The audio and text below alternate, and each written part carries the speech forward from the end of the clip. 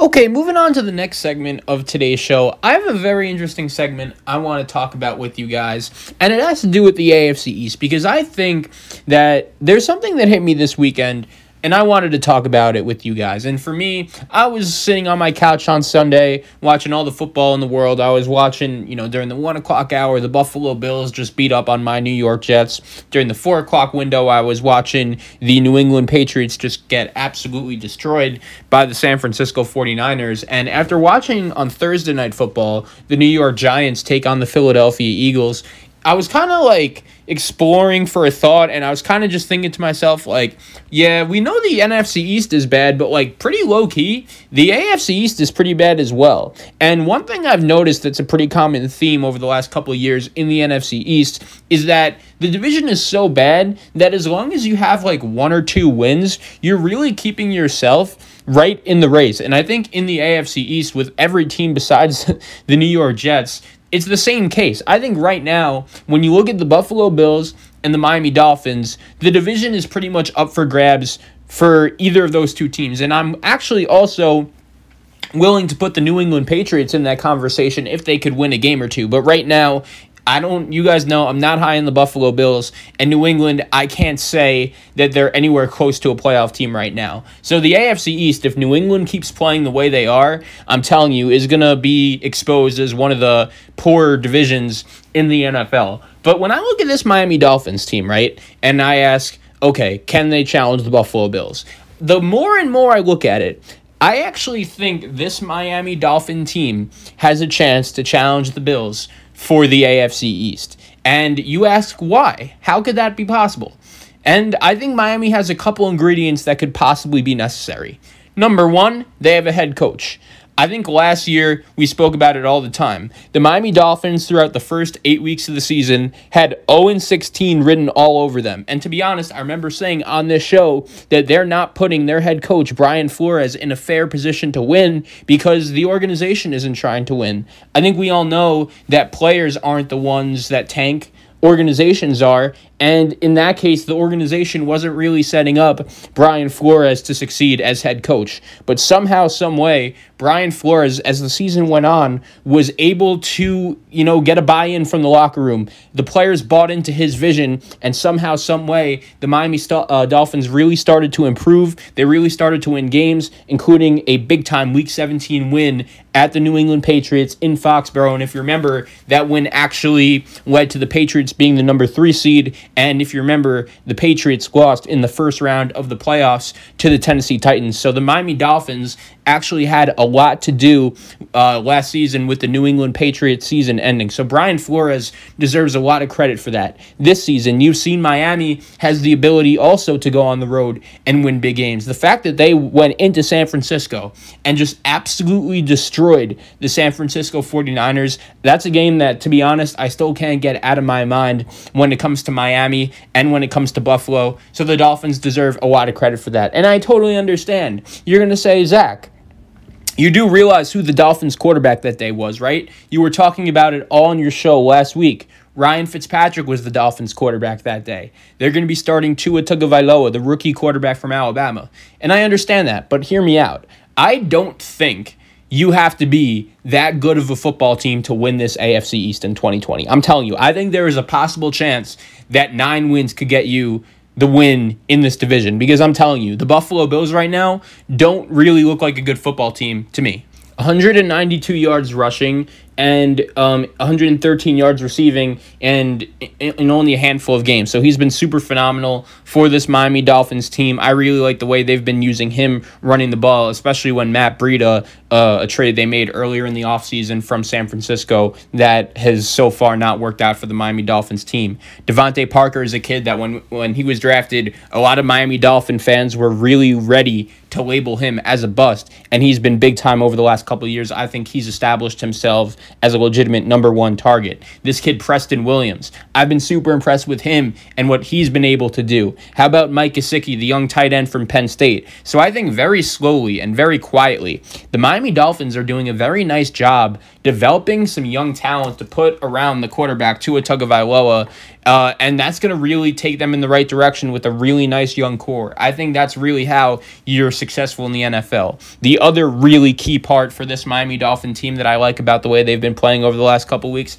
is their offensive line. It is much improved. If you remember, last year the Dolphins traded Minkah Fitzpatrick to the Pittsburgh Steelers for a first-round pick. And with that first-round pick, they actually took a tackle to help improve their offensive line, a kid by the name of Austin Jackson, from USC. He's actually on IR right now, but Miami has gotten contributions from some other young offensive linemen, including young right guard Solomon Kinley, another rookie from the University of Georgia, Eric Flowers, former first-round bust with the New York Giants. He's actually returned home to where he's been playing, where he played his college ball, actually, at the University of Miami. He's been pretty solid for this Dolphin team, and I also really like some of the other weapons they have.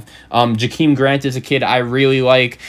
He's speedster, super underrated. Isaiah Ford as well as a guy that can make plays. I would love to see them get Len Bowden going. Haven't really seen him in much action, but he was another rookie that was taken by the Raiders earlier this season, was then traded to Miami. I think he's a kid that's super dynamic and could really play. And Miami's got some names on this defense too. You know, they brought in Byron Jones from the Dallas Cowboys. They have Xavier Howard signed. I actually heard his name in trade rumors. I'm not really sure what that's about, but Kyle Van Noy, Camus Gruyer Hill, Van Ginkel could play as a linebacker. They bring in Shaq Lawson. So I really like the way this Miami Dolphin team is shaping up right now, and especially at coach, man. I really do think Brian Flores is a legitimate head coach, and I think if Tua Tagovailoa could succeed, like if he could play well, I think this Dolphin team is in a possible position to win the AFC East this year. And I know you may think I'm crazy, but if you think about it, right? I went on my show last week and I told you guys I was super confused with the timing of the decision to bench Ryan Fitzpatrick. I didn't agree with it. I was just confused by it. I totally understand the point that when you're playing really good football and you won 2 games in a row, something that over the last 10, 15 years, that's something the Miami Dolphins really haven't been able to do. But they've been able to do that over the last 2 weeks before this bye. And then after those 2 wins, they decide to change quarterbacks and start Tua, the rookie from Alabama.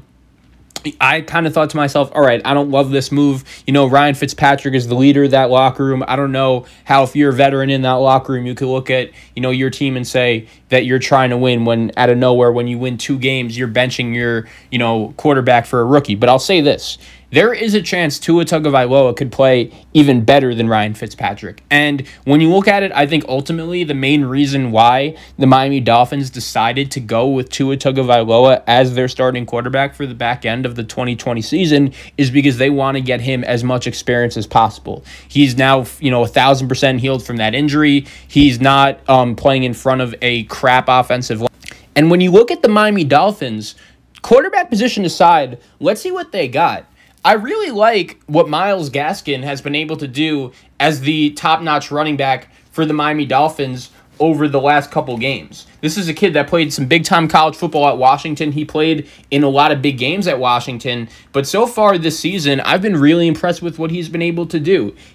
And if you remember in the beginning of the season, that was one of the big reasons why I was a big component and supporter of Ryan Fitzpatrick starting at quarterback, was because I didn't want Tua to just get absolutely mauled by this Miami Dolphins offensive line that, let's just face it, at the beginning of the season wasn't very good. But I think as the season has gone on, they've improved, and Brian Flores does deserve credit for that. But anyways, I think with the young core this Miami Dolphins team has, if Tua could just get better and better and better, by season's end, I think the Dolphins could win the AFC East. I'm telling you, I think Tua is going to be better than Josh Allen. And I wouldn't be shocked if he's better than Josh Allen already by this season. I know the kid has to stay healthy, and that's kind of a concern when you consider the Dolphins' offensive line. It's improved, but it still is, you know, kind of a question mark. Hopefully, those guys under Brian Flores just keep getting better and better by the day. But I'm telling you, man, I do not trust this Buffalo Bills team at all. When you play the New York Jets, you have to score a touchdown. I don't care that you won the game. How do you not score a touchdown? And I'm telling you, the pressure is going to be on the Buffalo Bills on Sunday when they take on the New England Patriots at home. Because all of the pressure is going to be on the Buffalo Bills. No one is expecting them to lose to the New England Patriots, a team that got blown out at home by the 49ers last week. I will say this. I think if Buffalo does beat New England at home on Sunday, then I'll be ready to say, all right, New England's out. It's over. They're done. But I'll say this. I think New England has a real shot to win that game on Sunday at Buffalo. Because usually when you look at the history of a team like New England facing a team like Buffalo, usually all of the pressure is going to be on the team like the Patriots because they're the Patriots. They're the team that have the 5 rings. They're the team that historically that has won everything. And the Buffalo Bills, aside from a 4-year stretch in the 90s, they really haven't been that successful of a franchise. But at the same time, Jim Kelly said it before the season started. Everyone expects the Bills to win this division. There's something wrong here if the Buffalo Bills don't win the AFC East in 2020. And I think when you look at the New England Patriots and where they stand in the picture, they're demoralized right now. They don't look like a good football team. And if Buffalo does win this game, I think they could officially put the New England Patriots in the rearview mirror. First meeting between these two teams, Buffalo went 0-2 against New England last year. Obviously, this year going to be kind of a different case without Tom Brady. But I really like the way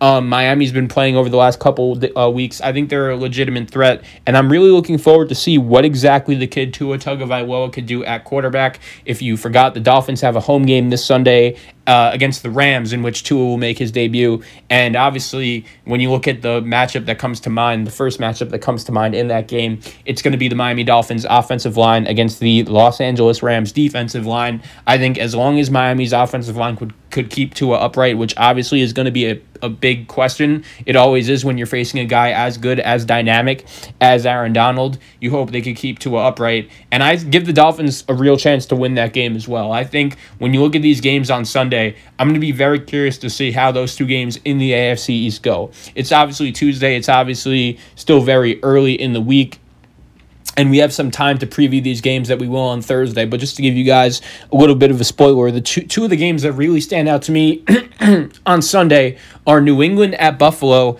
and the Rams at Miami. We saw the Rams last night and just how dynamic their defense is. Super impressive effort. And I'm really looking forward to just watching Tua play. And I'm telling you, Buffalo, their defense isn't good. They can't really run the ball. I don't trust their quarterback. Besides their coach, I don't think there's much to like about the Buffalo Bills right now. So, we'll see how the AFC East goes, because I think it's a wide open race.